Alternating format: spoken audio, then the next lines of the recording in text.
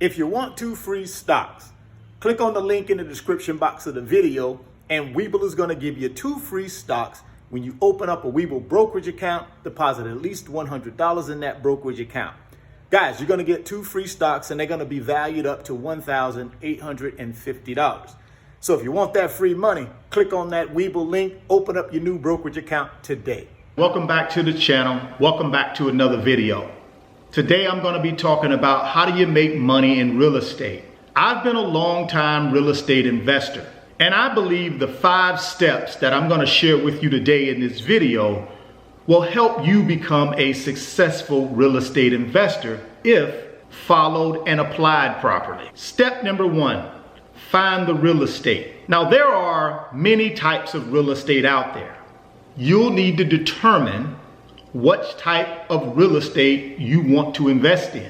You can invest in residential real estate, which includes single family homes, condominiums, townhouses. You can also invest in commercial real estate, which includes retail, industrial, multifamily apartments, and office buildings. People can invest in more than one type of real estate. You can invest in multifamily apartment complexes, but you can also turn around and invest in industrial buildings. It just depends on what your appetite is and what you feel comfortable investing in. Step number 2, you'll need to decide how you're going to pay for the real estate. I'm a big believer in leverage. So I would recommend you consider going out and finding a loan for 80% of the purchase price of the real estate you're getting ready to buy. So that would mean you would come in to the deal with 20%. Now, how do you find a bank or a lender who will lend you 80% of the purchase price? Pick up the phone or go visit your local banks in your area, talk with them about your real estate purchase and what you're thinking the cash flow will be, etc. They will do an evaluation and determine if it's something that they want to lend you money on. Typically, they will lend you up to 80% of the purchase price. In some cases, they may want to slide that loan to value down to 70 or 75%. It just depends on a couple of different factors: age of the property, condition of the property. Or you can go the non-traditional route and find lenders out there who will lend you higher than the 80% loan to value. There may be some lenders out there that will give you 100% financing for a period of time. There are some lenders out there that may give you a 90% loan to value for a period of time. It just depends on that non-traditional lender and what their guidelines are. So in my opinion, those are your 2 choices: traditional lender or non-traditional lender. You'll need to make that determination based on your property and the equity that you're willing to put into the deal. The 3rd step, when you get that property, you'll need to consider is improving the property. And what I mean by improving the property is you never want to spend money on a property unless you feel like it's going to do 2 things for you. 1, it's going to increase your ability to raise rents, or it's going to increase the value of the property long term. So you want to make sure any improvements you do are reasonable improvements and they're going to accomplish those 2 things. If not, my recommendation is don't spend the money. The next thing you want to do once you take ownership of that property is you want to streamline the expenses associated with owning that property. So you want to sit down, you want to go through all the expenses, and you want to be able to reduce those expenses as low as you can reduce them. So you want to look at your utilities expense, you want to look at your repair expense, you want to look at your insurance expense, and you want to make sure you go out and bid those items out. You want to make sure you reduce the cost of your expenses as much as you can. The name of the game is net income. So you want to make sure you got the highest rents that the market will bear, and you want to have the lowest expenses that you can bear in order to make sure that you're maximizing the profitability of your property. The 4th step is you want to consider refinancing that property. The reason you want to consider refinancing is you want to make sure that you recoup the money that you put into that property. So that 20% you put down in a traditional financing situation and the improvements that you made, the expense associated with you improving the property, you want to be able to get that money back, or as much money back as possible. And I recommend you look to do a refinance within 12 to 18 months of taking out your original loan. You want to simply make sure that you have the property appraised before you go to the bank or your lender. You want to appraise it on your own from a reputable appraiser. You want to sit down with that appraiser and talk with them about the improvements that you've done to the property, how you've increased the rents. You want to talk about the market and other like properties in that market area where you are and how you compare to those properties. You want to make sure that appraiser understands the value of your property. Once you have that property appraised, then at that point, I would go to my lender and sit down with my lender and talk with them about this appraisal. Now, that lender won't accept that appraisal because the lender in most cases have to order the appraisal.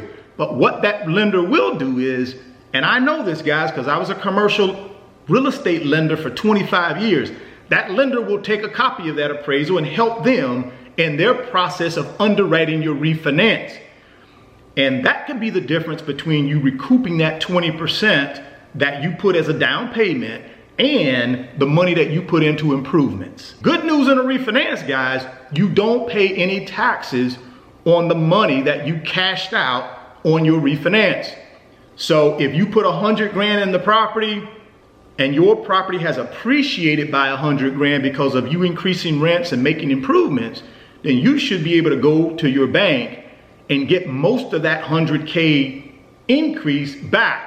You want to always make sure you get most of your equity back out of the deal if the property appreciates in value. So that's why I recommend revisiting, going back, looking at a refinance scenario. The fifth step you'll need to consider is when to sell the property. Two things I look at.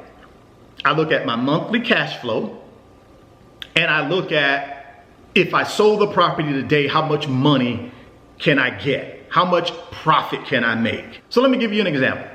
If my cash flow is net $5,000 per month on my property, so I'm making $60,000 a year net in rental income on the property, but my property has appreciated by $400,000. So I'm making $60,000 a year in net profit, or I can take $400,000 in cash today, because that's the difference between what I purchased the property for and what it's worth today. So I look at the $400,000 instant lump sum, I get it today, or I continue on with getting my $60,000 a year in cash flow. If the cash flow is meeting your needs and is sufficient for you and you're leveraged properly on the property, you're not worried about a real estate downturn, you just want to continue getting your monthly cash flow, keep the property, don't sell it, hold it for as long as you can hold it.